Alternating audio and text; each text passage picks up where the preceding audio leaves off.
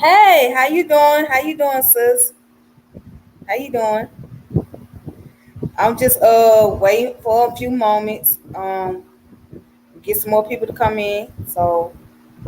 Uh and then once some people come in, then I'm gonna go ahead and get started. All right.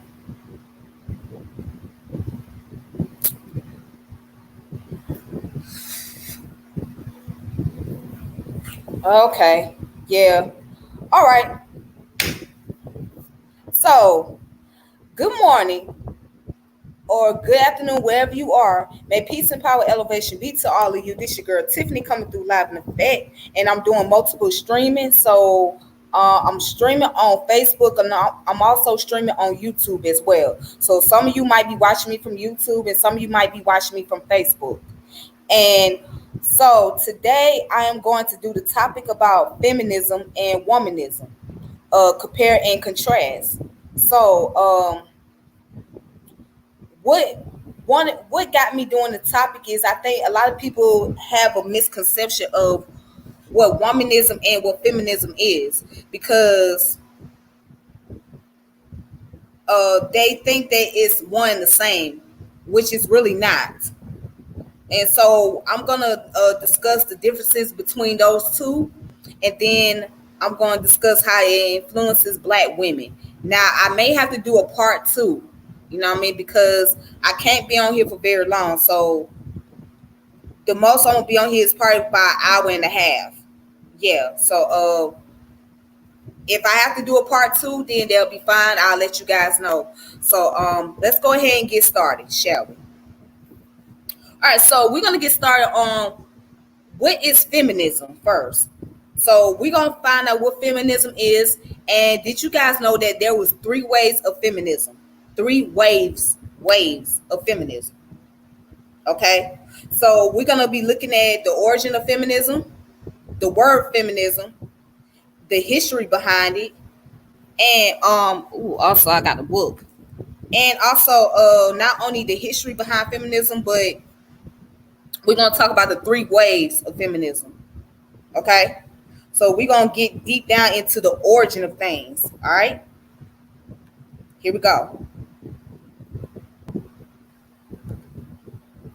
There we go, right there. If y'all can see the screen.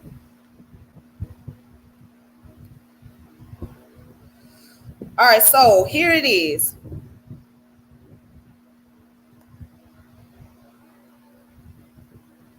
Feminism is a range of social movements, political movements, and ideologies that aim to define, establish, and achieve the political, economic, personal, and social equality of the sexes. Feminism incorporates the position that societies prioritize the male point of view and that women are treated unfairly within those societies. Efforts to change that include fighting gender stereotypes, seeking to establish educational and professional opportunities for women that are equal to those for men. All right. Feminist movements have campaigned and continue to campaign for women's rights, including the rights to vote, to hold public office, to work, to earn fair wages, equal pay, and eliminate the gender pay gap, to own property, to receive education, to enter contracts, to have equal rights within marriage, and to have maternity leave. Feminists have also worked to ensure access to legal abortions and social integration and to protect women and girls from rape, sexual harassment, and domestic violence. Changes in dress and acceptable physical activity has often been part of feminist movement. Okay. Some scholars consider feminist campaigns to be a main force behind major historical societal change for women's rights, particularly in the West, where they are near universally credited with achieving women's suffrage, gender neutral language, reproductive rights for women, including access to contraception and abortion, and the right to enter into the contracts and own property. Although feminist advocacy is and has been mainly focused on women's rights, some feminists, including Bell Hooks, argue for the inclusion of men's liberation within its aim because they believe that men are also harmed by traditional gender roles. Feminist feminist theory, which emerged from feminist movements aim to understand the nature of gender inequality by examining women's social roles and lived experience. It has developed theories in a variety of disciplines in order to respond to issues concerning gender. Numerous feminist movements and ideology have developed over the years and represent different viewpoints and aims. Some forms of feminism have been criticized for taking into account only white, middle class, and college educated perspectives. This criticism led to the creation of ethnically specific or multicultural form of feminism, including black feminism, intersectional feminism. All right, so you got a little outline of what the feminist organization is, right? Right. So there's supposed to be a political movement, right? And it's a social movement. Okay. So let's look at, all right. So let's look at the history behind it. Okay. So we're gonna go into the history and actually it's the fourth way of feminism. I'm sorry, the fourth ways of feminism. So what we're gonna do is we're gonna go into the history and then with that being said, uh from there, I'm gonna have a little brief discussion about it. So yeah, let's go into the history. All right. So let's look at the history of feminism.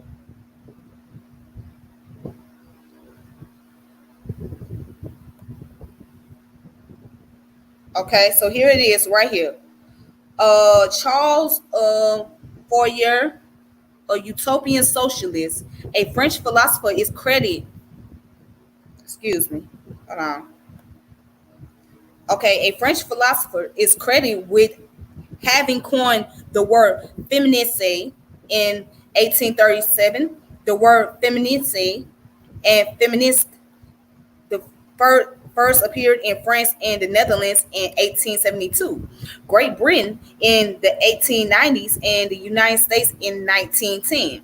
The Orthodox English Dictionary listed 1852 as the year of the first appearance of feminists and 1895 for feminism.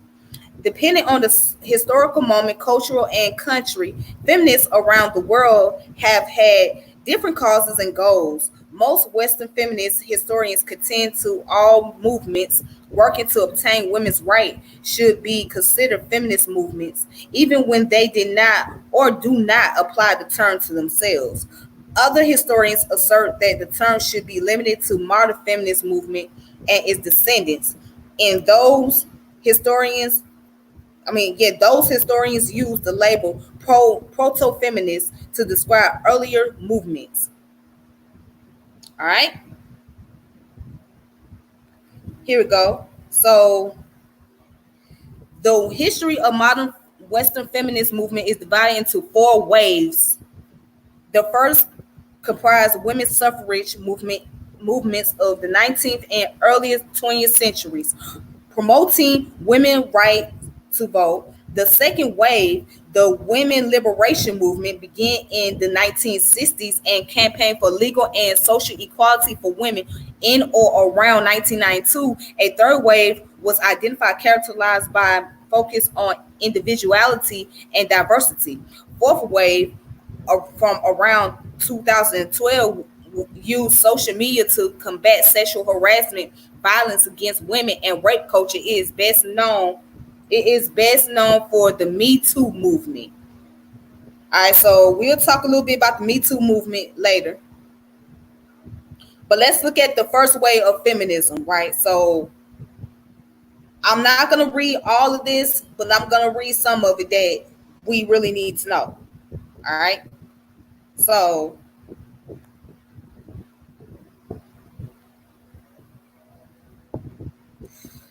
the First wave feminism was a period of activity during the 19th and early 20th centuries. In the UK and US, it focused on the promotion of equal contract, marriage, parenting, and property rights for women. New legislation included the custody of infants at 1839 in the UK, which introduced the tender years doctrine for child custody and gave women the right of custody of their children for the first time.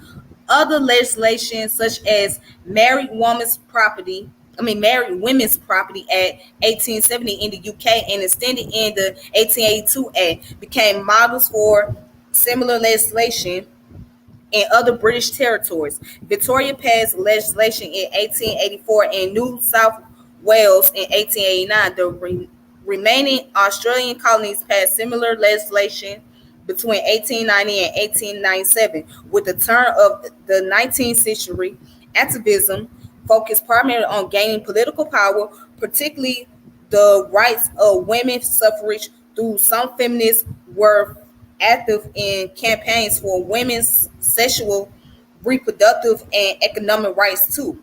Women's suffrage, the right to vote and stand for parliamentary office, began in Britain's Australians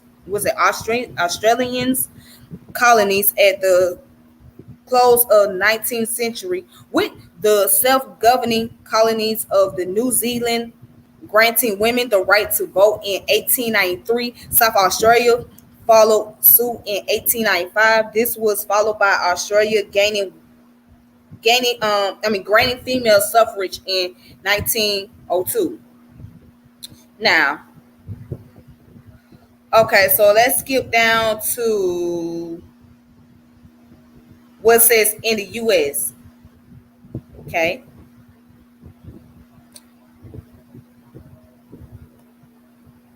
Oh my goodness. Okay, there we go. All right, so in the United States, first wave feminism is considered to have ended with the passage of the 19th Amendment in the United States Constitution. And what is it?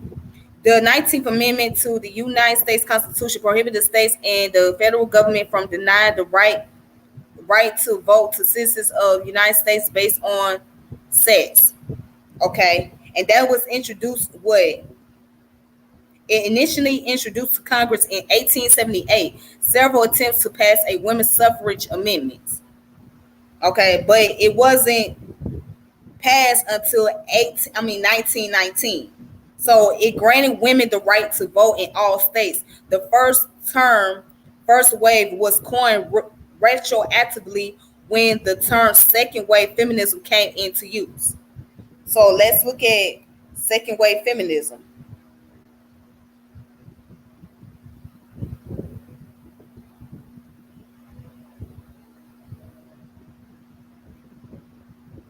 Hmm. Hold on,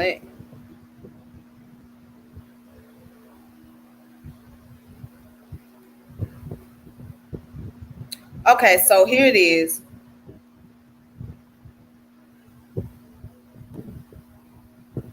Here we go, right here. So let's read it. By the mid 20th century, women still lacked significant rights. In Switzerland, women gained the right to vote in federal election in 1971, but in the Carton of Imperial Holden, women obtained the right to vote on local issues only in 1991.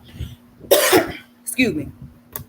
When the canton was forced to do so by the Federal Supreme Court of Switzerland, and I don't know how to say this word, in Liechtenstein, women were given the right to vote by the women's suffrage referendum of 1984. Three prior referendums held in 1968, 1971, 1973 had failed to secure women's right to vote. Okay, so and here it is. Feminists continue to campaign for the reform of family laws, which gave husbands control over their wives. Although by the 20th century, coverture has been abolished in the UK and US. In many continental European countries, married women still had very few rights. For instance, in France, married women did not receive the right to work without their husband's permission until 1965. Yikes. Feminists have also worked to abolish the marital exemption in rape laws, which preclude the persecution of husbands for the rape of their wives. Earlier efforts by first wave feminists such as Valentin de Clare, Victoria Woodhull, and Elizabeth Clark Wollstonecraft Emily to criminalize marriage, excuse me, to criminalize martial rape in the late 19th century had failed.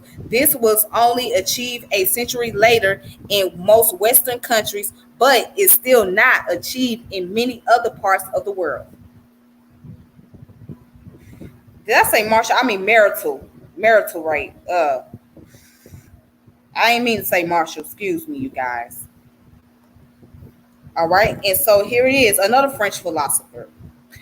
French philosopher Simone de Beauvoir provided a Marxist solution in an existentialist view on many of the questions of feminism with the publication of Les Dismay Cessé. The second sets in 1949. The book expressed feminist sense of injustice. Second wave feminism is a feminist movement beginning in the early 1960s and continuing to the present. As such, it coexists with third wave feminism. Second wave feminism is largely concerned with issues of equality beyond suffrage, such as ending gender discrimination. All right, so let me stop there real quick. Let me stop there real quick. Oh my goodness. My screen don't went out on me again, y'all. I hate this shit. Okay, so anyways, if you guys can still hear me, that's great. So as you can see, the first way of feminism was basically granting women the right to vote, and while as the second way of feminism was stopping gender discrimination. Okay, so these two things have did some. These first period of time when the feminist organization came into place, they had some good reputation, and they had a good reason. They did some positive things. There was a positive outcome. One was to grant women more property rights, keep them from being abused and not being under the control of their husbands. Because you remember during that time period, women were under their husband control and they couldn't own properties. Women couldn't even get jobs. So these first wave and second wave of feminism say, hey, we should grant women the right to vote. We should give women the right to own properties and give them jobs because after all, they're humans. And that's only fair. Whereas the second wave say, look, we gonna stop discrimination on jobs. We can't tell women that you're not able to work because of your gender. You know what I'm saying? And then you know what?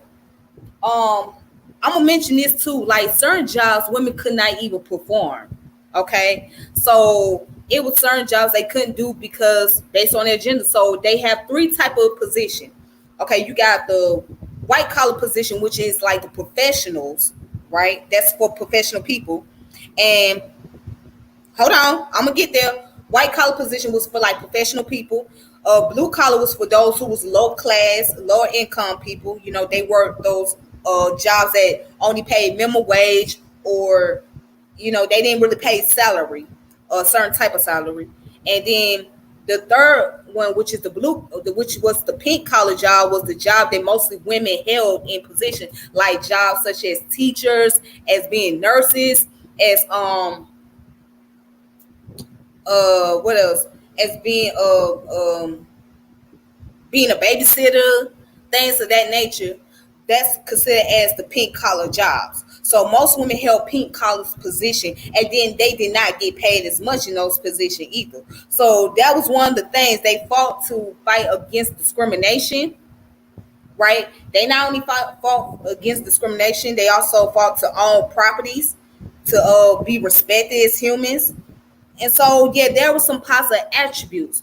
But see, we're gonna get into the whole and you're right, also secretaries too. Exactly.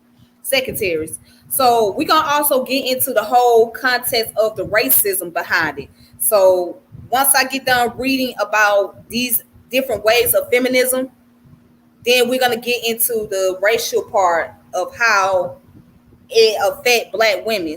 So be on the lookout for that. All right, here we go.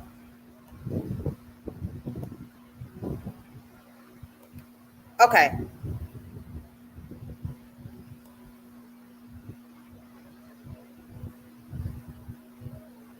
here it is. So, second wave feminists see women's cultural and political inequalities as in oh my god, inextricably linked, and encourage women to understand aspects of their personal lives as deeply politicized as a reflecting sexist power structures. The feminist activist and author Carol Hannix coined the slogan, "The personal is political," which became synonymous with the second wave feminists.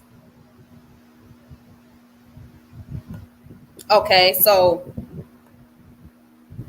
second and third wave feminism in China has been characterized by re-examining of women's role during the communist revolution and other reform movements, and new discussion about whether women's equality has actually been fully achieved. All right.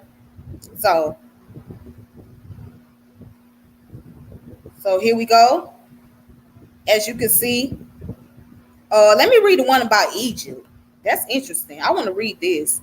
In 1956, President Gamal Abdel Nasser of Egypt initiated state feminism, which outlawed discrimination based on gender and granted women's suffrage, but also blocked political activism by feminist leaders.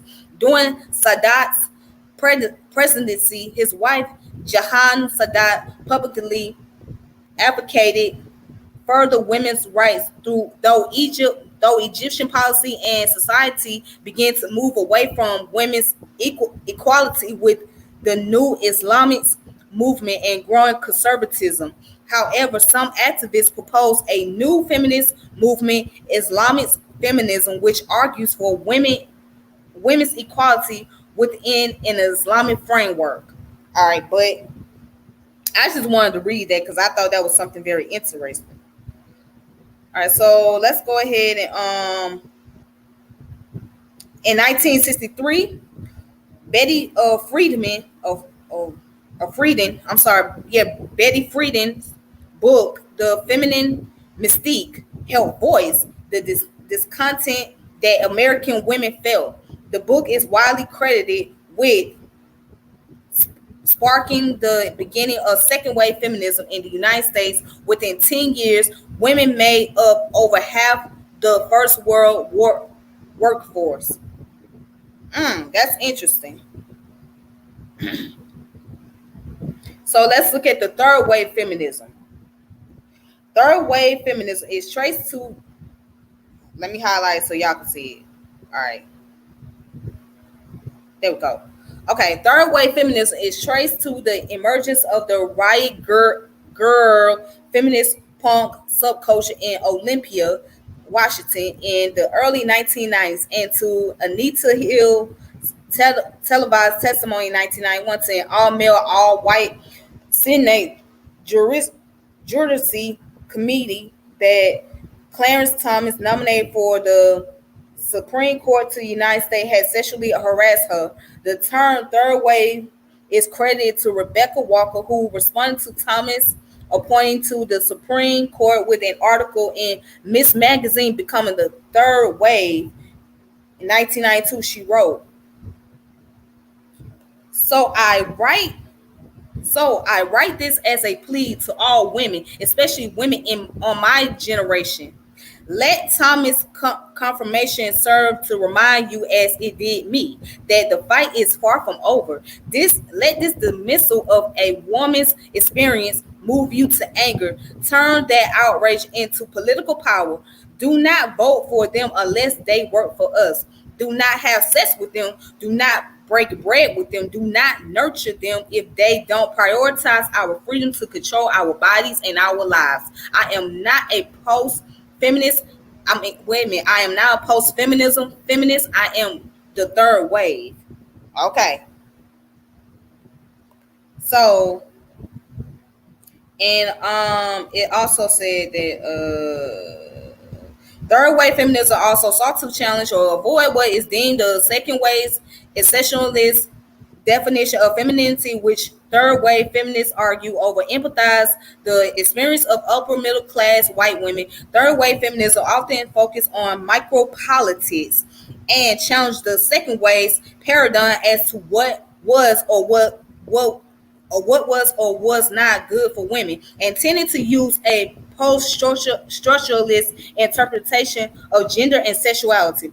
Feminist leaders rooted in the second wave, such as Gloria Anzaldúa, Bell Hooks, Shalia Sandov, Sherry Moroga, Audre Lorde, Mazine Hong, Kingston, and many other non-white feminists sought to negotiate a space within feminist thought for consideration of race-related subjectivities. The third wave feminism also contained internal debates between feminists who believe that there are important psychological differences between the sexes and those who believe that there are no inherent psychological differences between the sexes and contend that gender roles are due to social conditioning. All right. So, I'm sorry. There's a fourth ways, but let's start right there. So,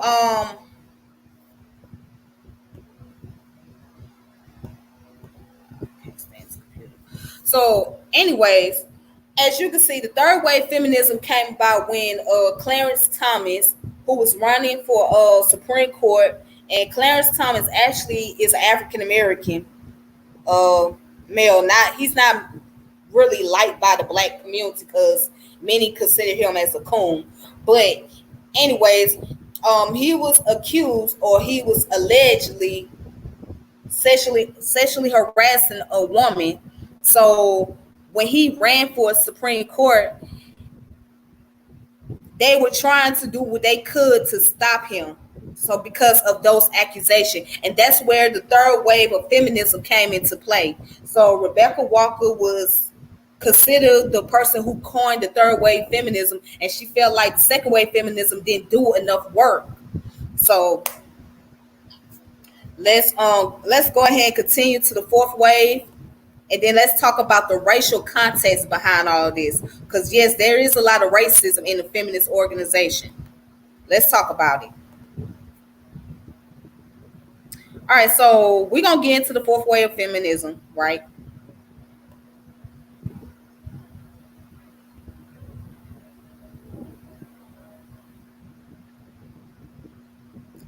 All right, so here we go, right here.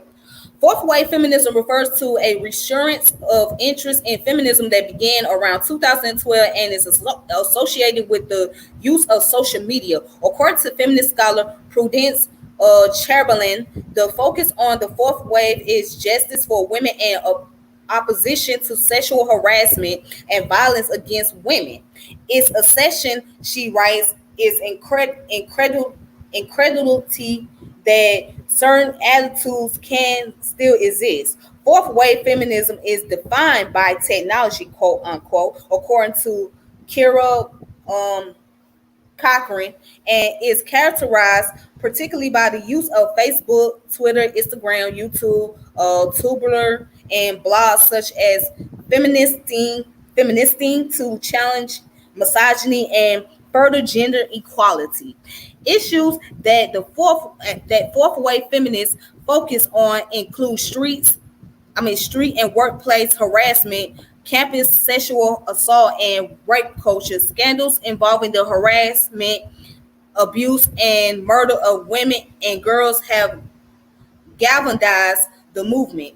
These have included the 2012 uh, Delhi gang rape, 2012 Jimmy Savile allegation, the Bill Cosby allegation, 2014 Isla Vista killings, 2016 trial of John Gamashi, 2017 Harvey Weinstein allegation and subsequent Weinstein effect, and the 2017 Westminster sexual scandals.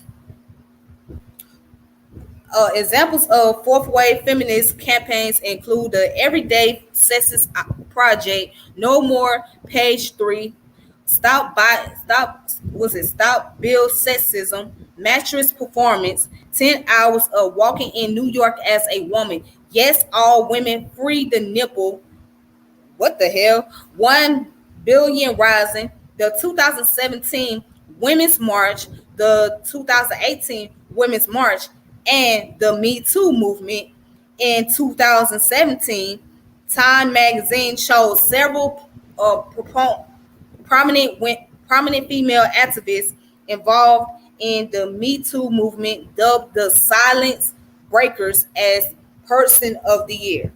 All right, so I'm gonna start right there.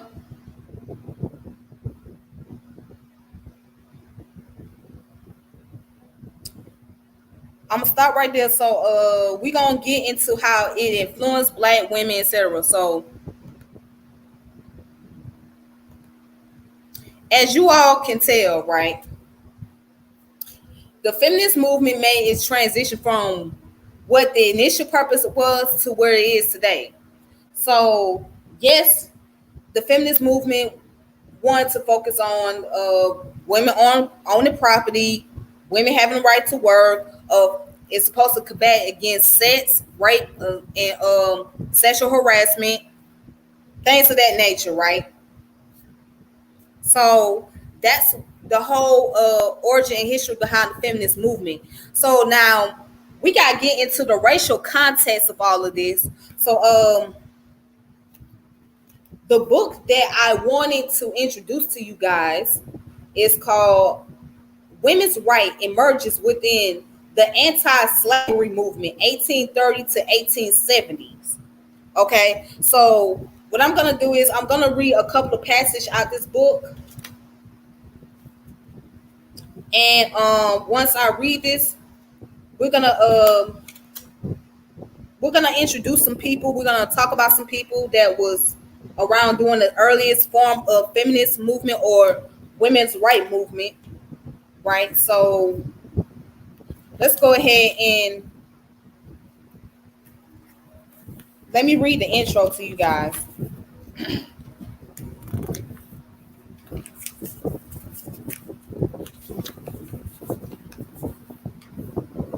All right, so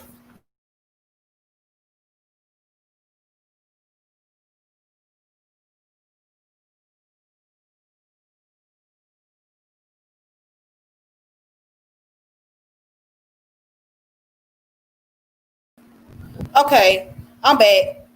Damn, I hate when it does that to me.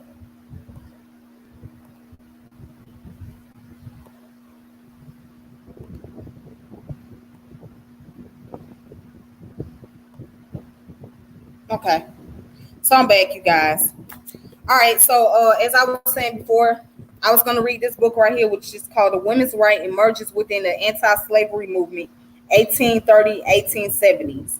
So in this book right here, it goes into the origin and the history about the women's right movement, because it wasn't called feminism at that time period. So, and it not only discussed how the liberation of women's rights came around during the time of anti-slavery, but also it discusses about the racism that was taking place. So I'm gonna read the introduction, and then I'm gonna skip a couple of pages to get into the racial context of all this.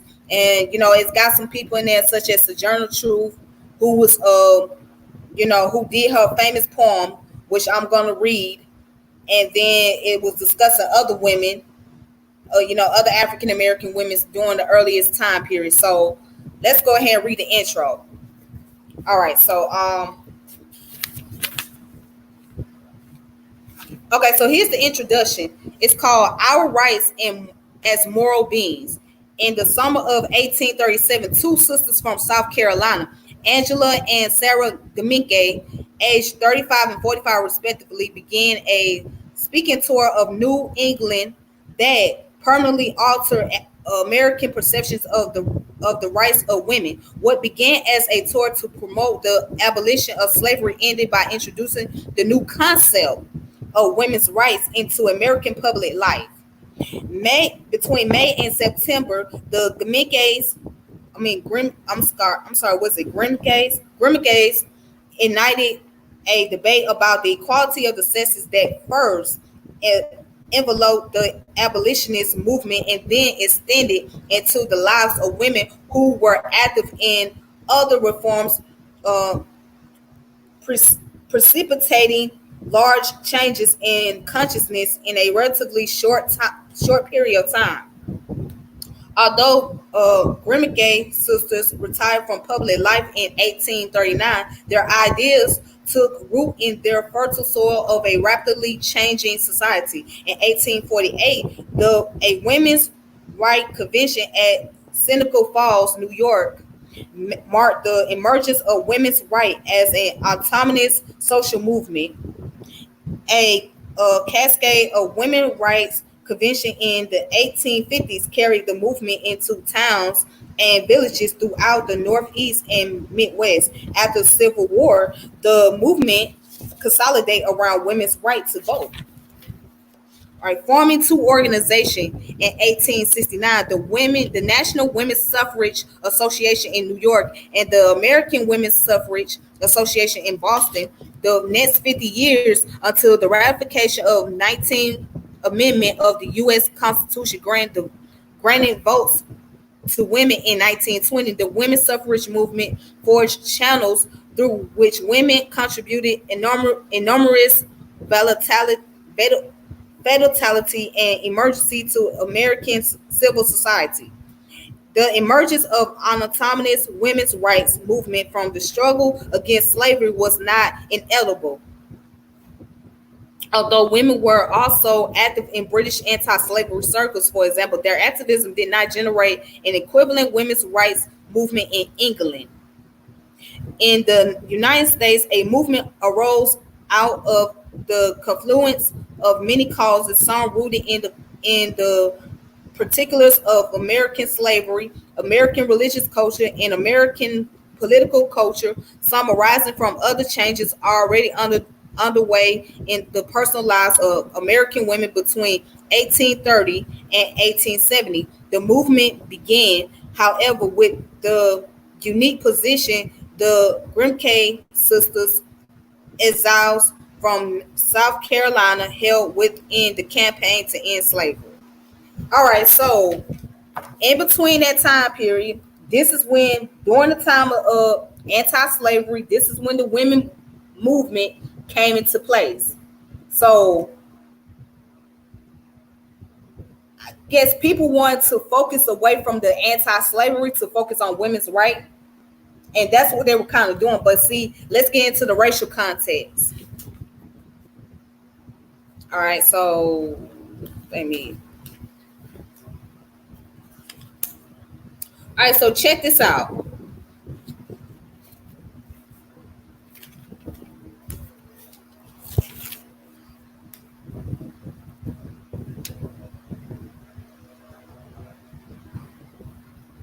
All right, here we go, right here. It says most Black women's organizations stress racial betterment as well as the abolition of slavery. For example, the African American Female Intelligence Society of America, founded in Boston 1831, opposed slavery, but its constitution emphasized the welfares of our friends. While many white and black women abolitionists spoke out against racial prejudice, black women dedicated themselves to the improvement of African American communities. Let's read that again. And it's coming from this book. It says, while many white and black women abolitionists spoke out against racial prejudice, black women dedicated themselves to the improvement of African Americans communities, a project that distinguished from most, though not all, white abolitionist women in the 1830s. This emphasis with black women's organization meant that racial justice became a higher priority for them than the advancement of women's rights. So that means that during that time, black women in these organizations, they put race first because they will focus on improving their race and their community than just advocating for women's rights. Not saying that women's rights was not important at that time period, but they were primarily focused on racial issues. That's what they was trying to get past. But let's continue on.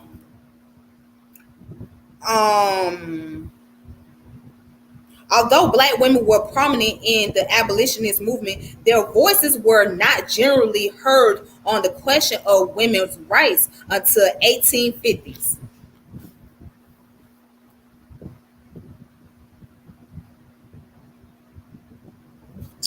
And someone put, let me post this up. One of the founders of women's suffrage movement, Carrie Chapman Cat, is quoted saying, white supremacy will be strengthened and not weakened by women's suffrage. That's not surprising to me. That's not very surprising. That sounds very interesting. Considering that they had the Daughters of Confederation, but that's another topic for another day. But that's not surprising what you posted up, Jerome. I mean, think about the Daughter of Confederation. I'm just saying, we'll talk about that another time, though. Yeah, that's another topic. That's a whole nother topic. Here it is. Nevertheless, one African American woman's campaign in Boston between 1831 and 1833 offers a fascinating exception to this rule. Maria Stewart, a black Bostonian, became the first American woman to speak in public to a mixed audience of men and women, addressing a gathering at Boston Franklin Hall in 1832. Okay, let me look up who she is. Maria Stewart. Let's look her up real quick. Real quick.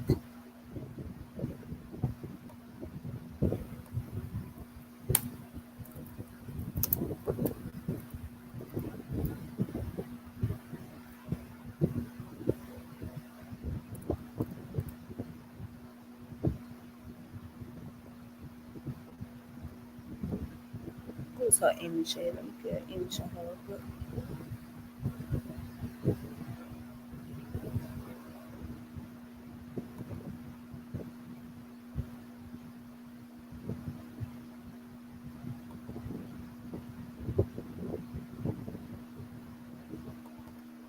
I'm trying to.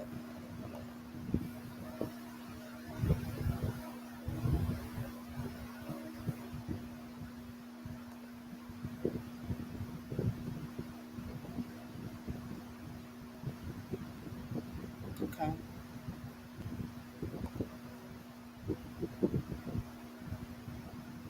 Yep, she was a journalist. Hold on. I'm gonna post her real fast so y'all can see who she looked like.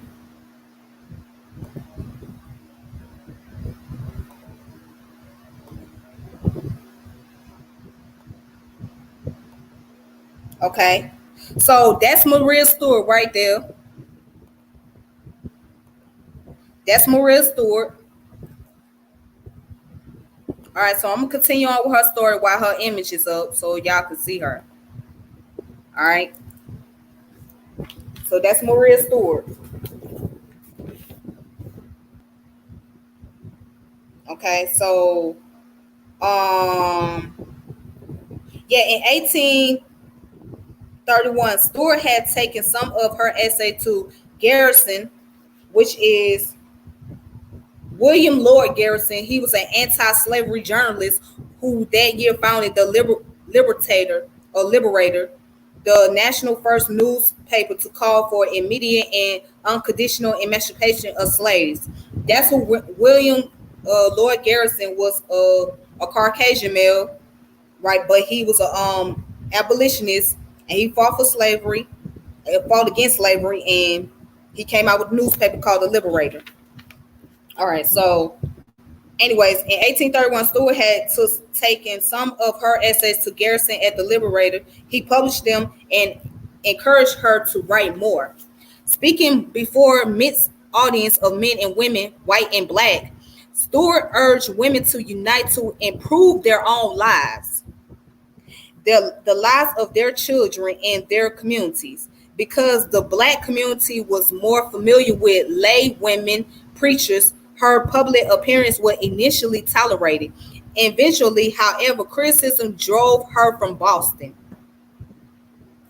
Religiously motivated, Stewart preached racial and gender equality. She especially denounced the economic discrimination that segregated black into an exploited servant class, demanding, how long shall the fair daughters of Africa be compelled to bury their minds and talents beneath a load of iron pots and kettles? Let me read that again.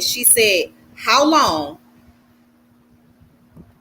She said, how long shall the fair daughters of Africa be compelled to bury their minds and talents beneath a load of iron and pots kettles? Let's think about that for a moment. Stewart urged black women who maintained their own businesses to hire black girls. And she urged white women to recognize how they help to construct racial prejudice in their domestic and social interaction. Woo! And I'm gonna read. It's on document 3, 4, and 5. Hold on. Let's go to the documents.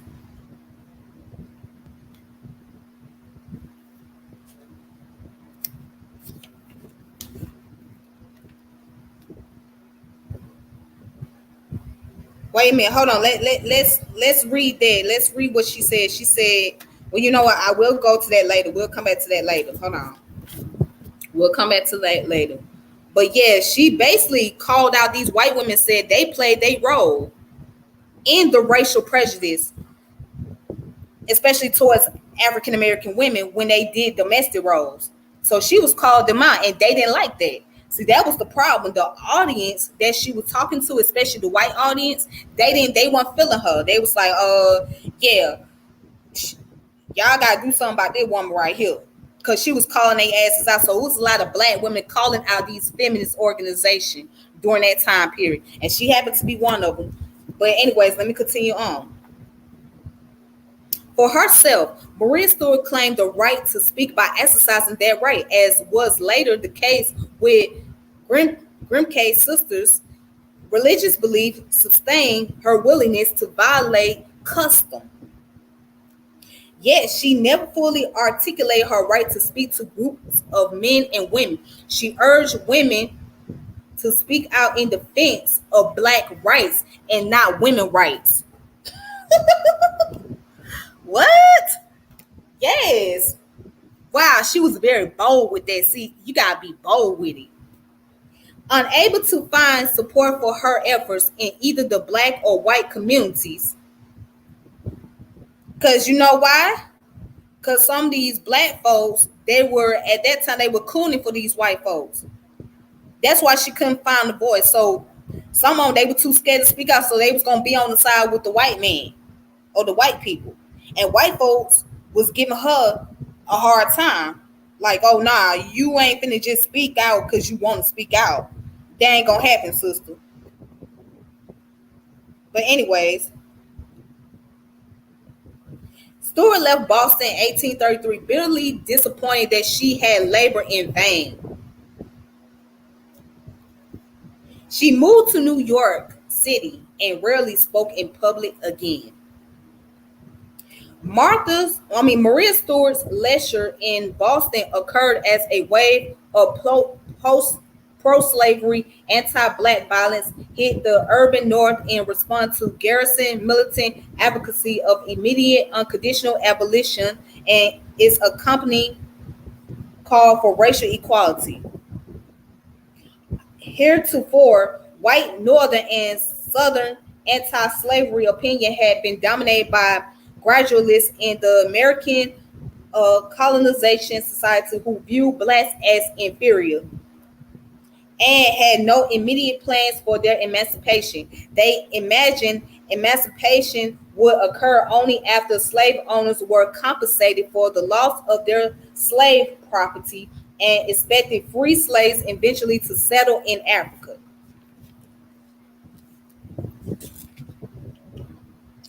All right, so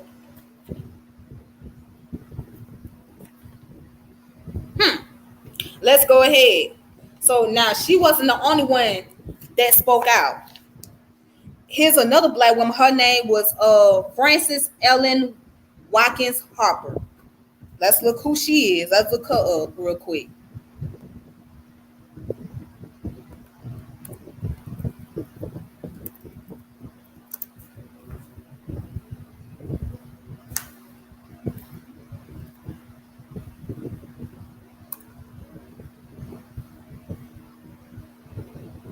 Okay, see.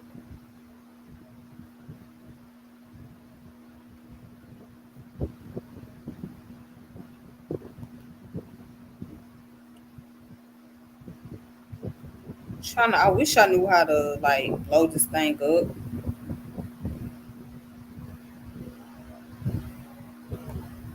Okay. All right, that's Frances Ellen Watkins Harper right there, the picture that you see.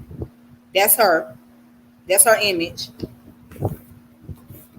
All right. So Frances Ellen Watkins Harper was the most prominent black woman speaker. I'm just showing y'all the source that I'm reading from. Okay. Frances Ellen Watkins Harper was the most prominent black woman speaker. A free black from Baltimore, Harper had moved to Philadelphia in 1851 to avoid the effects of fugitive slave law passed in 1850, which made it easier for free blacks to be kidnapped into slavery. She became an anti-slavery lecturer in 1854 and through her essays and poetry a leading African American writer. Garrison wrote an introduction to her poems on miscellaneous subjects. Harper recognized the need for black women's rights, but also expressed her irritation with white women. Uh-oh. This woman was irritated with white women. She couldn't stand them. If there is any class of people who need to be lifted out of their airy nothings and selfishness, it is white women of America. Did she go there? Let me read that one more time. She said, if there is any class of people who need to be lifted out of their airy nothings and selfishness, it is the white women of America.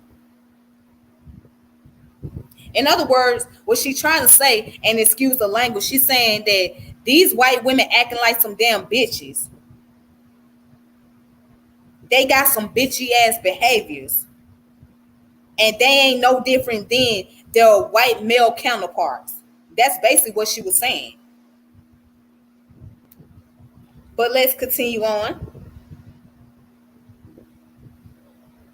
Speaking for the needs of black men, Harper referred to the Dred Scott decision of the U.S. Supreme Court, which in 1857 had found that men of my race had no rights which the white man was bound to respect. This decision demonstrated to Harper was the urge need for federal protection of the rights of black men. The 14th Amendment to the U.S. Constitution then began debated in Congress and ultimately ratified in 1868 would be the means by which Dred Scott's decision was overcome and the rights of black men guaranteed. It will also be the means by which the word male was first embedded into the Constitution. All right. So there it is. Those two women gave their criticism on the feminist organization, were the women rights movement, which was ran by white women. They was like, y'all on some other shit. Y'all are just racist as hell. Y'all motherfuckers ain't really, y'all motherfuckers just looking out for yourselves. You're not looking out for women in general. And that's the way they felt. And it was true. Because they was like this, y'all not looking out for us? Shit. Y'all not doing anything for, what about us? Y'all talking about women. Oh, I guess, well, we don't have rights too. So y'all focus on y'all group of people over here, and that's how it's gonna be. Okay.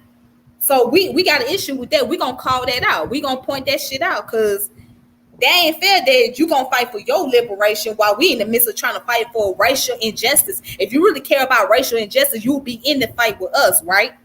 You know what I'm saying? But y'all was not in the fight with us. Y'all was actually putting yourselves on the pedestal and saying, fuck the rest of us. So if that's the kind of attitude you have, then we gonna call you out on it. And that's what both of these women did. They called them out. That's how they felt. They like, they ain't gonna fly with us. They weren't going for it. So let me go ahead and get into Sojourner Truth. All right. We're gonna talk about who Sojourner Truth was real quick. And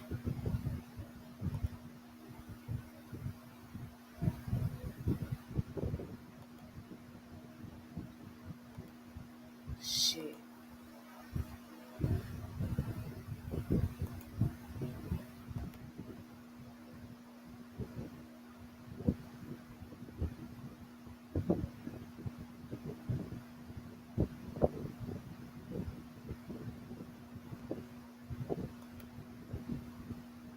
I'm trying to see if I can blow this shit up.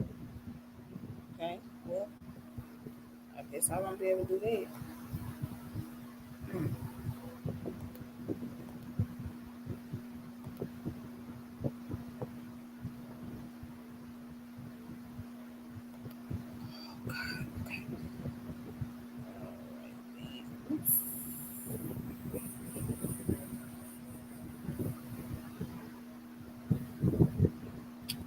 Okay, so as you guys see,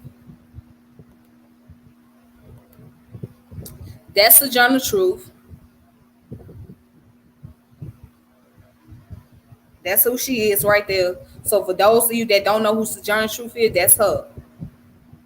That's who she is. That's her image right there. All right. There she go. Okay, so let's go ahead and get into the "Ain't I a Woman" poetry. I mean, it was speech, rather.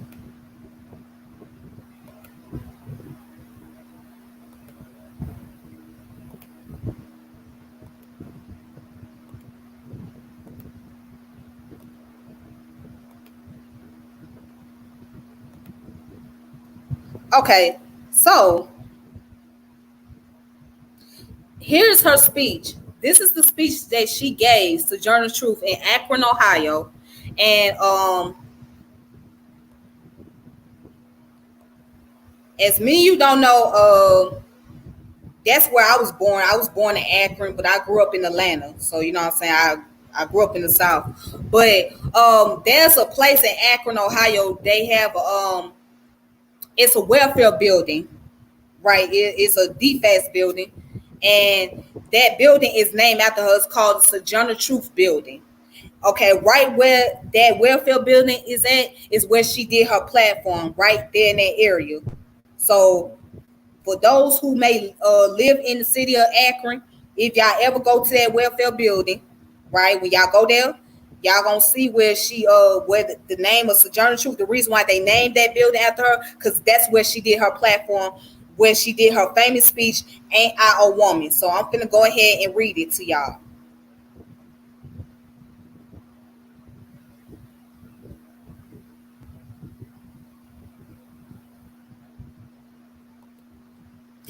Someone put, black women hold a very unique position in American society. As black women, we have been disrespected by white society, male and female, and some black male. I absolutely agree. Yes, we have.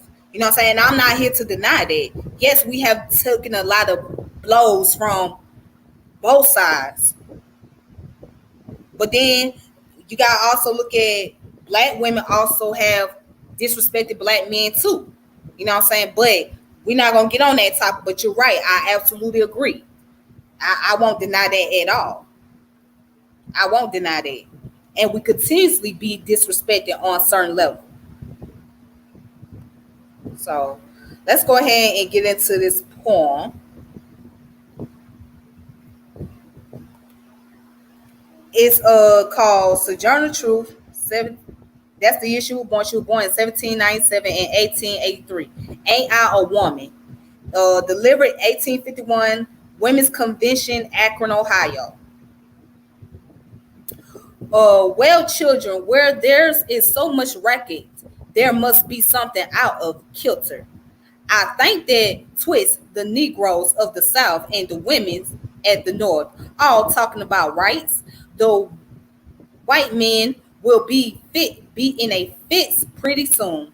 But what's all this here talking about? Okay, so she addressing that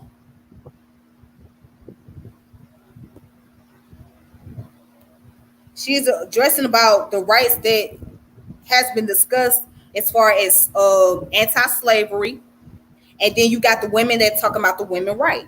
So she like, okay, well, I'm finna come in and I'm finna say something as a black woman from my position as a black woman.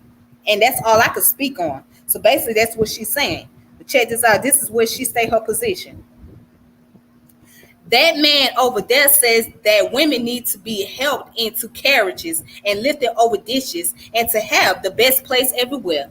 Nobody ever helps me into carriages and over mud puddles and give me any best place. And ain't I a woman? Look at me. Look at my arms. I have plowed and planted and gathered into barns, and no man could head me. And ain't I a woman? I could work as much and eat as much as a man when I could get it and bear the lash as well. And ain't I a woman? I have borne 13 children. Yes, she had 13 kids. 13 babies. See, at that time period, black women had a lot of children. You know, so you'll be surprised to find out your great, great, great, great, great, great grandmother had a bunch of kids. That's just how it was back then. And seen most all sold off to slavery. So yes, her kids were sold into slavery. And when I cried out with my mother's grief, none but Jesus heard me. And ain't I a woman? Then they talked about this thing in the head. What's this they called it? The member of audience whispered intellect. That's it, honey. What's that got to do with women's right or Negroes' rights? If my cup won't hold a pint, yours hold a quart.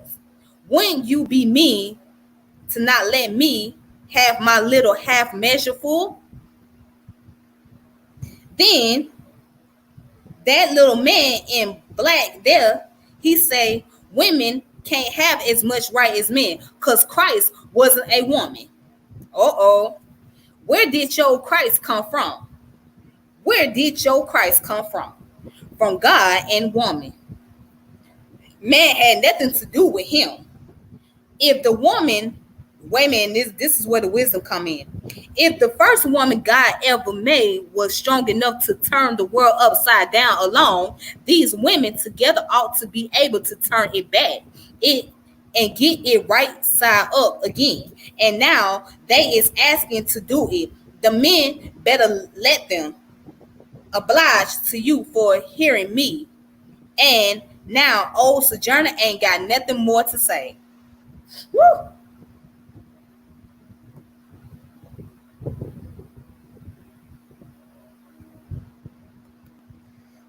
You heard that right. She said, you know what? Let's disambiguate all this enigma that's going on. And I'm putting it into translation.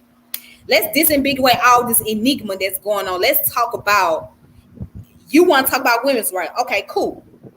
Y'all talking about black people, right? Cool. But what about me as a black woman? Let's incorporate that both together. What about me as a black woman? I dealt with slavery, okay? I sat back and gave birth to 13 children and watched them being sold into slavery. So I have not earned my right, not even as a black person and not even as a woman. So she made her voice to be heard. She let them know, like, look, let's focus on both racial issue and gender issues all together. Nowhere did she ever demean or disrespect the man or saying that the man ain't worth nothing. Like you got women today. You know what I'm saying? She ain't did all that. She just let it be known that, look, I feel the need. She's like, I feel the need to say something and give, interfere on this. Let me talk about this. Let me talk about my issue as a black woman. And let me let you in on my feelings and my thoughts and what I've been through. You know what I'm saying? And so that's how she felt. And she went in. No questions asked. She went in. She let it be known. So now, what I'm going to do is I'm going to get into the concept of womanism, right? And so we're going to get into the history of womanism and how womanism came into play. And then we're going to talk about the type of womanism taking place and the difference between womanism and feminism. So I only got what? Okay, I'm gonna give myself about 45 minutes more, or maybe less than that, maybe about 40 more minutes. So yeah, I'm gonna give myself 40 minutes to finish up on here. So because yeah, I got stuff to do. Okay, so let's go ahead and let's look at what womanism is.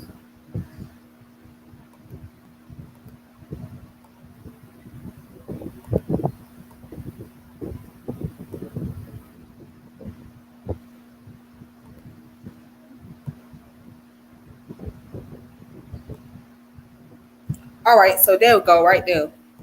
So I'm on Wiki, as you can see. So now let's look at what womanism is. Let's talk about that. All right, so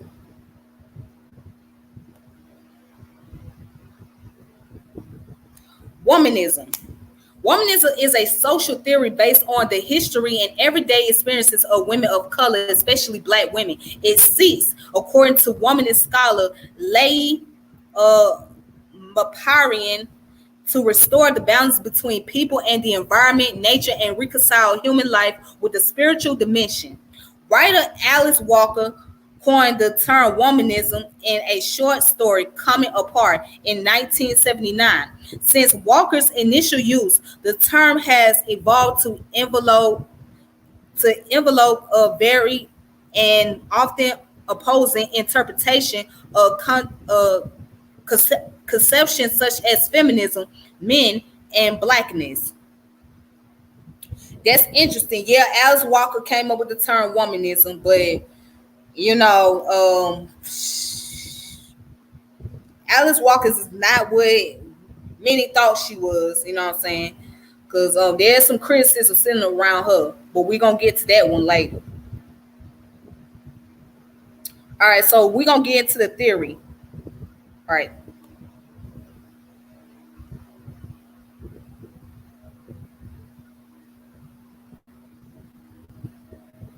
All right, so here's the theory.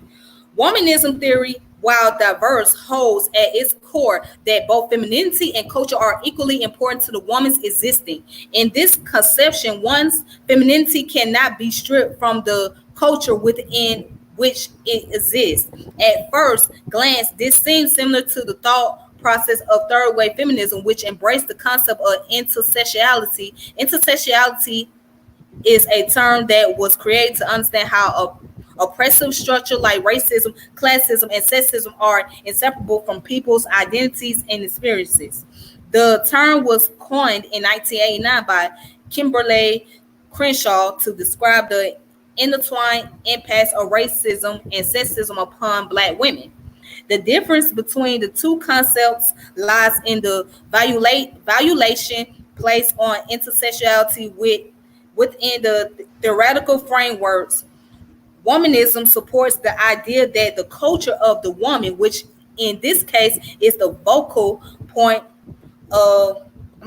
point of intersection as opposed to class or some other characteristics, is not an element of her femininity, but rather is the lens through femininity exists. Such, a woman's blackness is not a component of her feminism. Instead, though blackness is the lens through which she understands her femininity.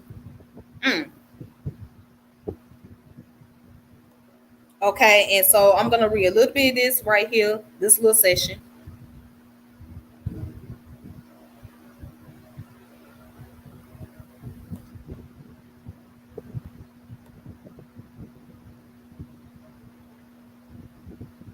All right, in discussion, woman's theory, one must acknowledge the racism that was perceived by Black women in the feminist movement. Hold on, let's say that again.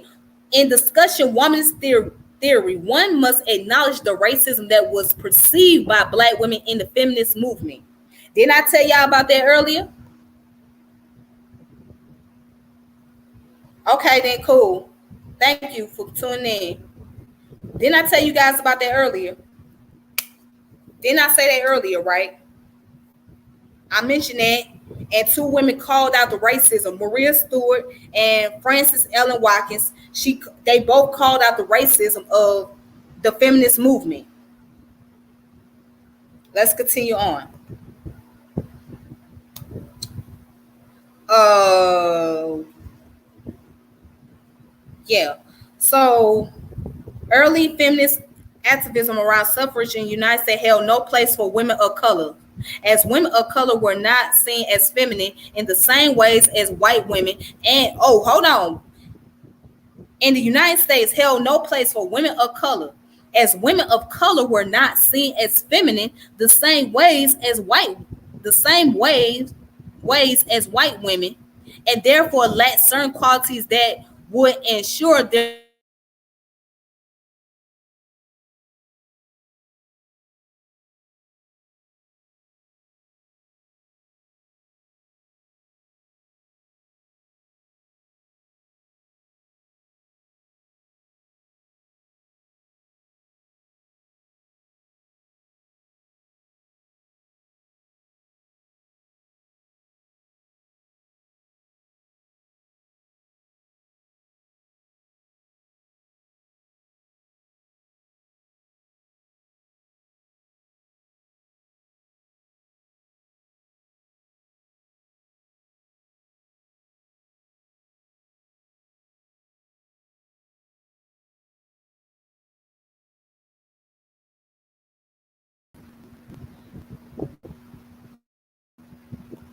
shoot, man, my damn shit.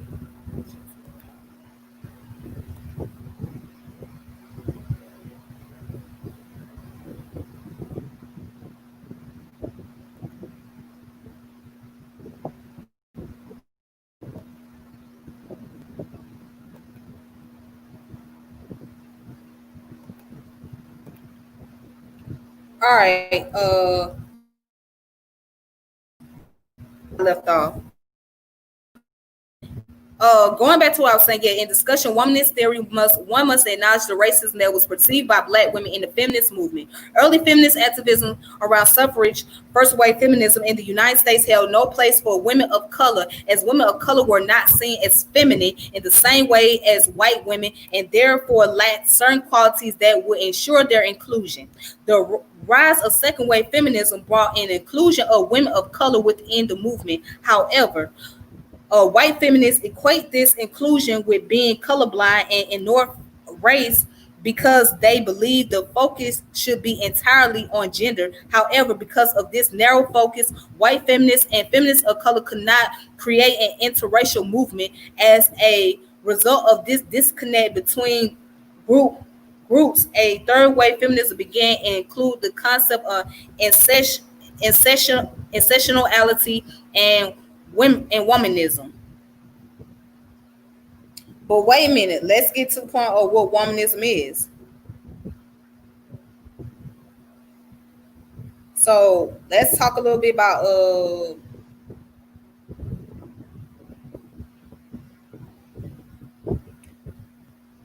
let's get to the part where it says the historic exclusion of women of color. The historic inclusion of women of color from the broader feminist movement have resulted in two interpretations of womanism. Some womanists believe that the experience of Black women would not be validated by feminists to be equal to the experience of white women because of the problematic way in which some feminists treated Blackness through history.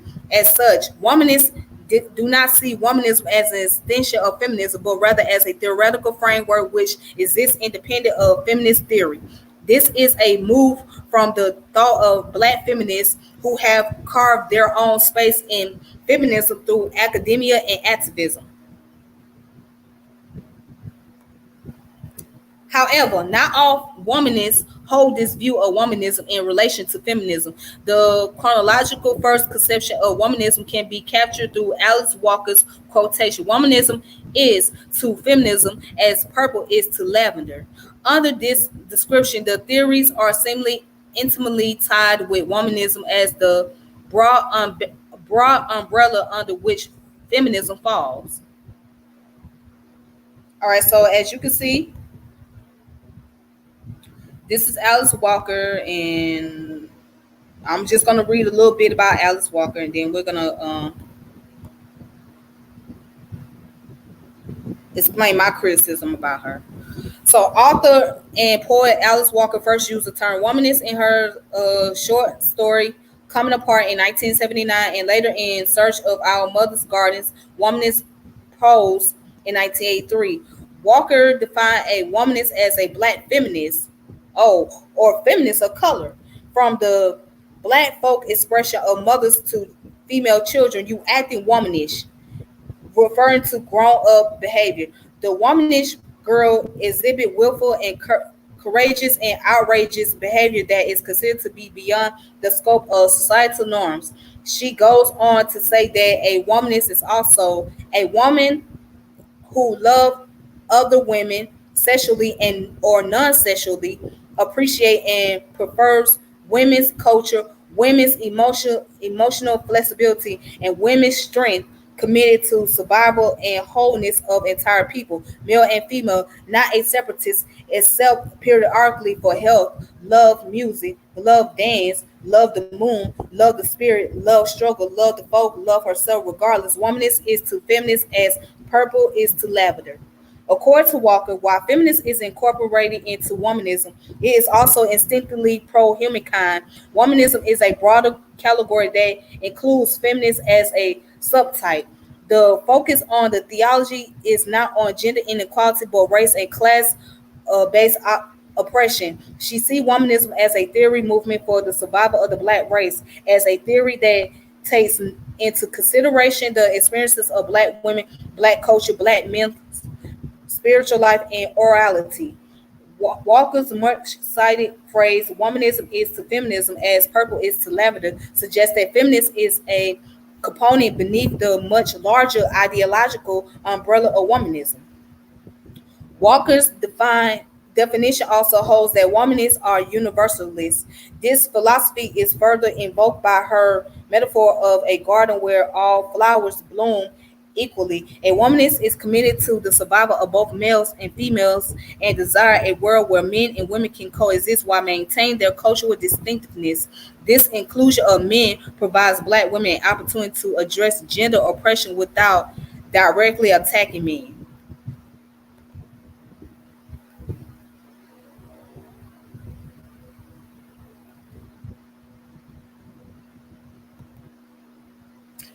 So, but here the thing is, it's pretty ironic that Alice Walker mentioned the part about uh the culture and men and women coexisting with each other, right? It's pretty ironic because sometimes I think it was like 3 or 4 years ago, right? Her daughter did an interview. Now, by the way, her daughter is biracial because Alice Walker was married to a Jew. She was married to a Jew and she had a daughter with him, right? So at one point in time, her daughter um, did an interview talking about how she doesn't have a strong relationship with her mother because her mother did not want her to get married and have children, basically. So she ended up being in a relationship and she ended up having kids, and her mother had some differences. And her mother was like, well, why are you getting married and having children? You don't need to do all that. You need to just be free as a woman. And she basically, she wasn't going for her mother traditional ideology. She was like, look, I'm grown. I want to get married. I want to have a family. And so ever since then, she has not, Alice Walker has not built a relationship with her daughter. Now, I don't know if things have changed, but at that time period, they wasn't on speaking terms because she mentioned, well, her mother did not ever come around her, never even got a chance to see her child because she had a son. So yeah, um, anyhow, that's one of the reasons why I have an issue with Alice Walker, because it's like this: you pretty much disown your daughter because the fact that she ended up having children and you didn't want her to have children. Like, you don't control that narrative. You know what I'm saying? Your kid's gonna make that type of decision, and you can't get mad because your child have a child. I mean, that doesn't make any sense. But that was her attitude towards her daughter, so that's one of the reasons why I don't care too much for her. But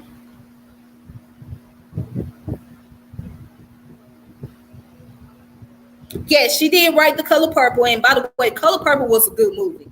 Color Purple was one of my favorite movies of all time. I love the movie. I ain't even gonna tell that lie. I love Color Purple. That was one of my favorite. I love the scene and all that. But then, you know what? It was very sad and touching too. You know what I'm saying? It was really sad. Um, the character Celie was illiterate. She was raped by her stepfather, or the man that she thought who her father was, and then she was married off to an older man who was a widow, and he was he was just having sex with her, using her when he just wanted to get some sexual pleasure, but he didn't see anything desirable about her. He didn't think that she was beautiful or anything, so she was sitting around babysitting his kids, and it was all kinds of stuff. So I do give Alice Walker a credit because she was revealing what was going on during that time period, and that was what taking place. You had Black women who was dealing with being raped by their relatives, and getting pregnant by them and things like that. And there was abuse going on. See, that's a thing that people don't want to talk about. They don't talk about how granddaddy was abusing grandma. You know what I'm saying? And grandma got married at the age of 14 or 15 years old. So it was stuff like that. It wasn't just that and it wasn't in a sense of It's not in the sense of trying to be prejudiced or trying to bring about discrimination against the opposite sex, but there was a lot of things that was going on during that time period. So that movie pretty much outlined what was taking place. We talking about during the 30s. What was it? During the 30s and during the 40s. So I give her that. I give her the credit. She did a good job with that movie. Yeah, she really did. That was a phenomenal movie. I thought that movie was great. I love the movie. I really did. Hold on, give me a second, you guys. Just give me 1 second. See if my video working.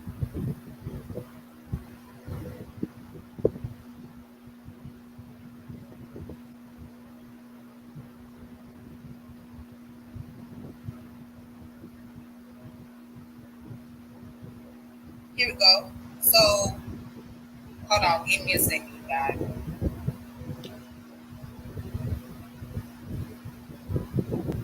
Okay, cool. Okay, I just want to make sure that everything was still back on point. I had to double check because I'm streaming from both Facebook and YouTube.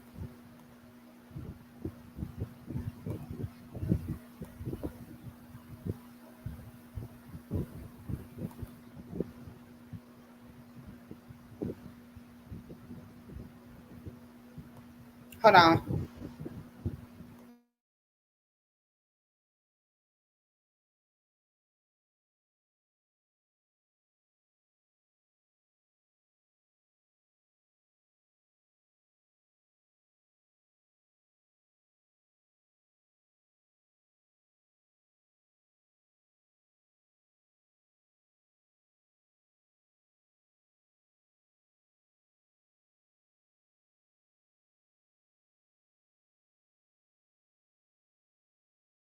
Okay.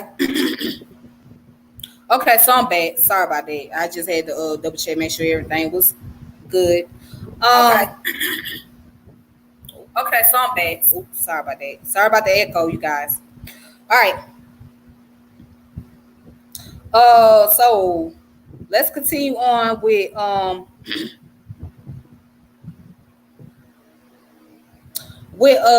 the Africana womanism. So we're gonna talk about the Africana womanism, right?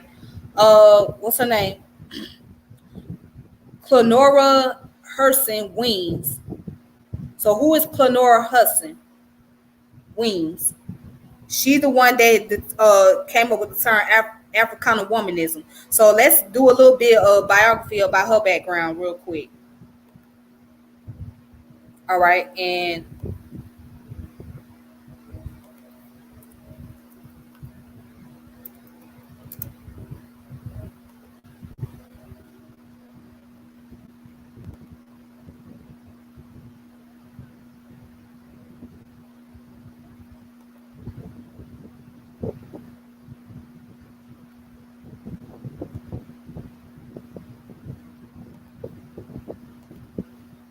all right, hold on.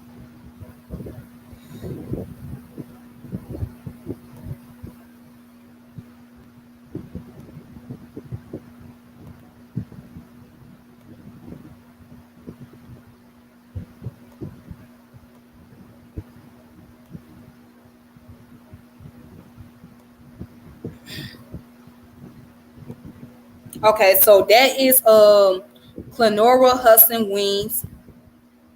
This is her. That's who she is. Okay. So Clenora Hudson Weems. She the one that came up with the philosophy about Africana womanism. I'm gonna go ahead and read on that.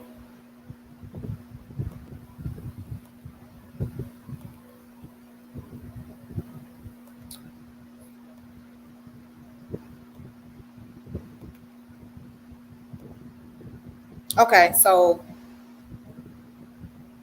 who is she? All right, so uh, Clenora F. Hudson Weems is an African American.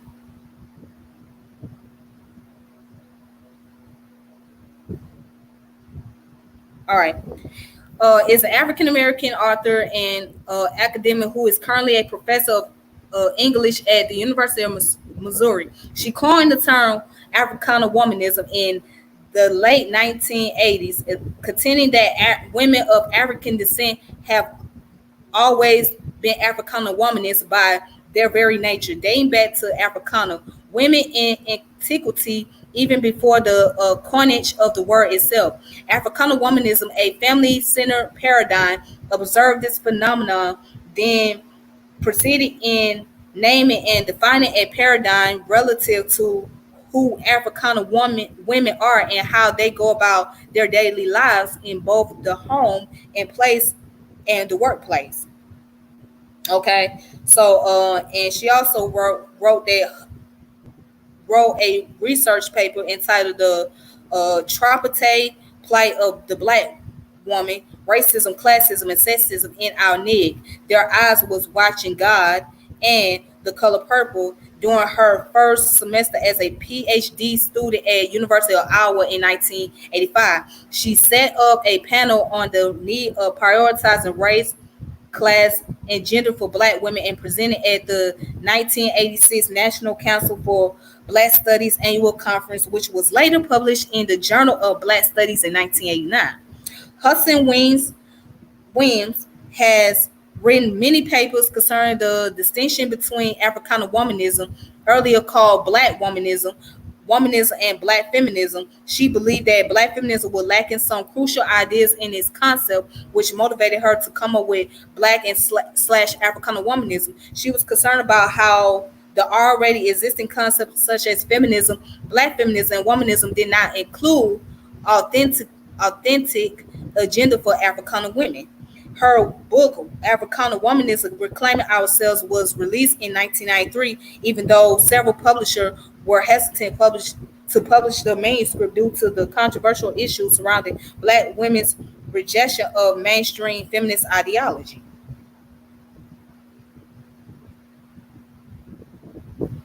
All right, so here it is.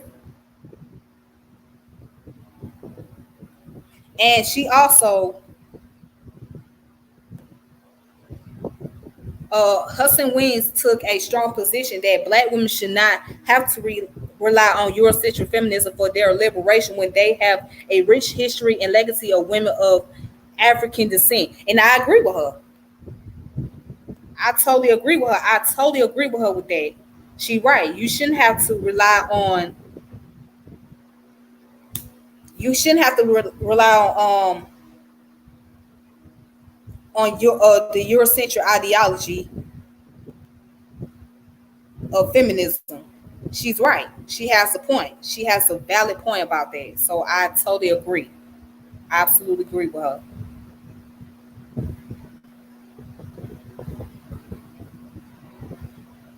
And she also wrote that she believed that many people view Africana womanism as risking their professional security and also invalidating their years of research from Black feminist perspective. She wished people viewed the concept as a natural evolutionary process of ideological growth and development from Black feminism to Africana womanism. And she criticized Black feminists because they did not acknowledge Africana feminism exceptional and underlying foundation, Nomo, is named. Uh, Hudson Williams discussed Africana womanism and compares it to other branches of feminism and explains what they are lacking in her book, Africana Womanist Literary Theory, in 2004. Okay, so let's see. And it also talks about how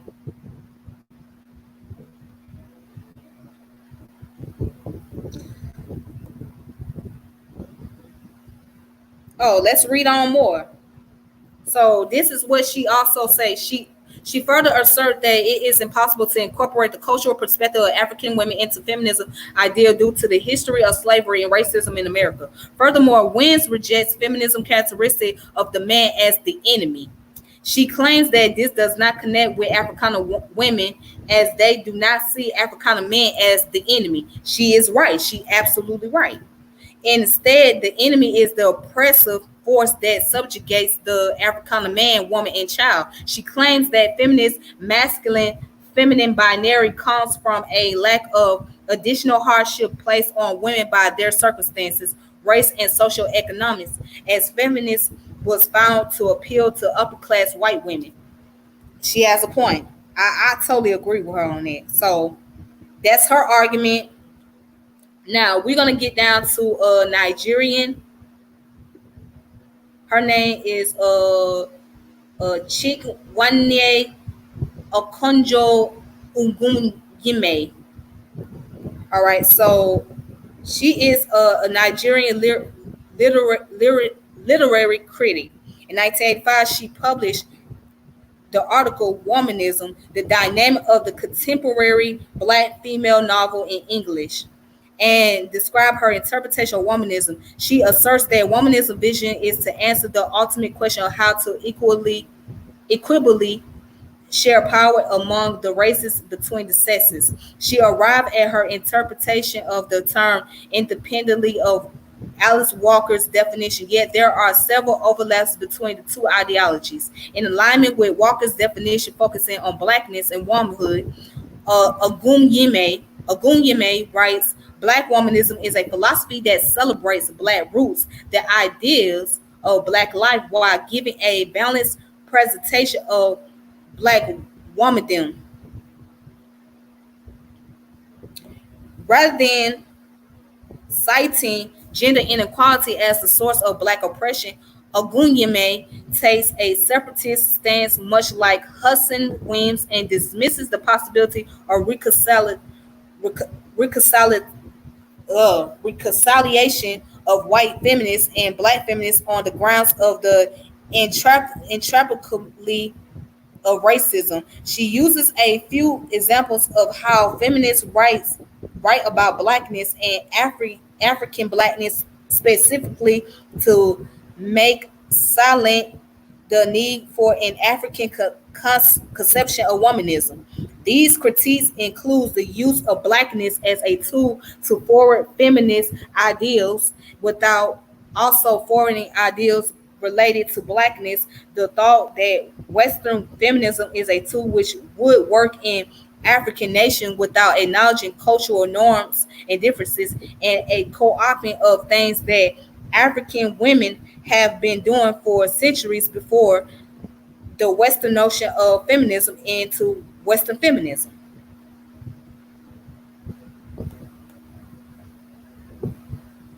It is also important to note that Ogunyeme finds her conception of womanism relationship with men at the crossroads of Walker's and Hudson Williams' conception. Walker's expresses a communal opportunity for men while acknowledging how they can be dangerous to womanist community, while Hudson Williams' concepts refuse to see Africana man as an enemy, disregard the harm that Africana men have impart on to the community.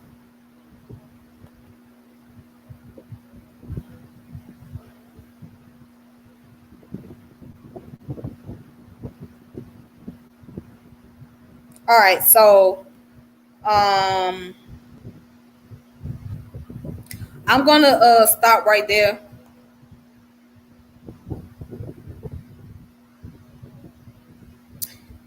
Um, yes, Jerome. Yes, most part of Africa is matriarchal, but there's some part of it is patriarchal too. It depends on what tribe you come from. So we can't say that all of them is matriarchal society.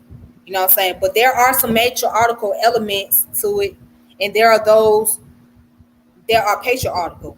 So I'm gonna go ahead and stop right there, and I'm gonna continue on later to finish where I left off because I want to finish this up. I'm gonna continue on with the part two of this and get into the concept about the differences between womanism and Black feminism, right? Or Africana womanism and Black feminism. So I'm gonna stop at that point. But I will say this: in all conclusion, in all conclusion, you know, Black women, culturally speaking, right? we always value family. Okay, family has always been the main focal point. Even in the African culture, you could not leave out the male, and the male, of course, couldn't leave out the female either. You know what I mean? So I'm not saying that everybody was perfect, because they weren't, but traditionally speaking, men and women coexist, and that's what the Africans believed in, the coexistence of male and female. So yes, they believe that there should have be some form of accountability. So I do agree with Mrs. Weems, Mrs. Hudson Weems, at that. She was correct that you shouldn't just see your black brother as your enemy. But also at the same time, I have a different point of view. You don't see him as your enemy, but you have to hold him accountable for his action, just like you have to hold the woman accountable for your own action. And that's what it is in the African culture. You have to hold accountability on both parties, both men and women. You see what I'm saying? So women cannot operate in the world without men, and men cannot operate in the world without women, because you wouldn't have a society, you wouldn't have a community. So yes, women should be able to have a space where they can focus on women issues and be able to focus on the rite of passage, just like men should have some space so where they can focus on men issue and have men rite of passage and things of that nature. There should be some type of social club for women to be able to interact and talk about things amongst themselves, and where men can interact and talk about things amongst themselves. But it should be able to bring about better enhancement, so you can be able to coexist as a people, as the opposite sex. So that's what it should do, not to bring about a battle against women, a battle against men, men versus women. Men are greater than women, and women comes from Venus, men comes from Mars, and all of that argument. Like, it shouldn't be that type of battle, okay? Because we all can learn from each other. We all can work with each other, but we have to put that type of mentality together. We have to be able to put aside our differences. Well, we can talk our differences, come up with solution. Now put aside the differences and focus on the bigger problem, the problem that's really affecting us all. But we ain't gonna be able to focus on the bigger issue if we can't focus on the minor issues, or what I wouldn't call it the minor issue, but the issues that's affecting our community. Right? We can't just overlook at the problems that's in our neighborhood. So we gotta be able to talk out, focus on those issues, and be able to figure out where can we try to minimize those problems, so we get to the greater problem that's really taking place at hand. So that's my thoughts. And I've been on here almost 2 hours, an hour and 42 minutes. But I thank you guys, for those of you that was watching. I appreciate that. And if you want to go ahead and share this video, you're more than welcome to do so. And make sure that if you are on my YouTube channel, like, subscribe, and share. And hit the notification bell whenever I come on, and make sure you share the video with other people. And if you're on Facebook, make sure you subscribe to that YouTube channel if you get a chance to while you're on Facebook. And make sure you share, and make sure you like the comment and post. So I thank you guys for watching. I'm going to continue with the part 2 of this. I'm going to continue to talk about the womanism versus the black feminism. So, and then I'm going to end it there, and we're going to go into other topics. So the other topics, I said I was going to get into. Hopefully I can get into the feminization of property, and talk about this whole bitch manifesto by Joe Freeman. So yeah, but that's later on down the road. So I more than likely I tend to switch things up. So it's not gonna always be chronological order like I want it. So because there's always something that pops in my head, and I come on here and speak on it. So, but yeah, I'll let you guys know. I'll keep you guys updated. But I will continue the part two. That I will do. I will make it my business to do so. So let me read this comment.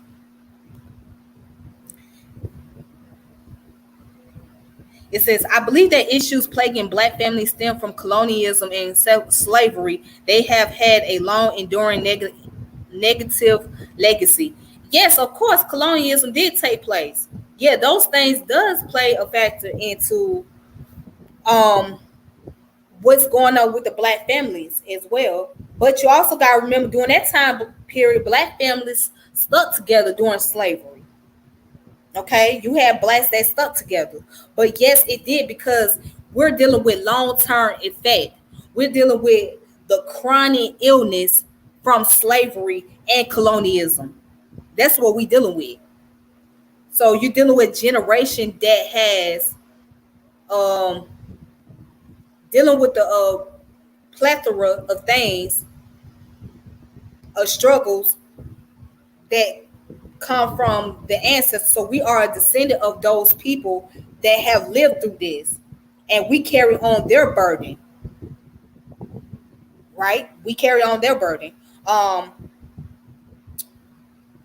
yes. So you're dealing with a pathology. You're dealing with a disease, and so this is an ongoing disease that has not found its cure. That's what it is. It's a disease that has not found the cure yet.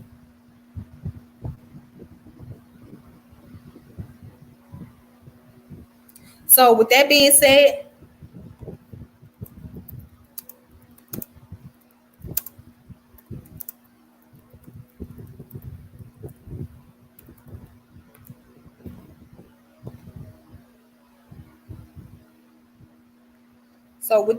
thank you guys for watching.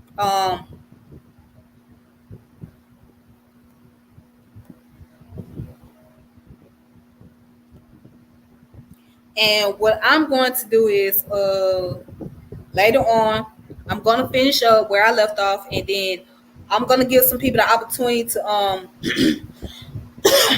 I'm going to put in the chat later on, give people opportunity to be able to speak, to be able to voice, to be able to you know what I'm saying, to be able to share their thoughts. So other than that, may peace and power elevation be to you guys, and you all have a wonderful day, a wonderful afternoon, wherever you may be, and we'll continue on. All right, and I'll keep you guys posted and updated. Deuces, take it easy now. Thank you.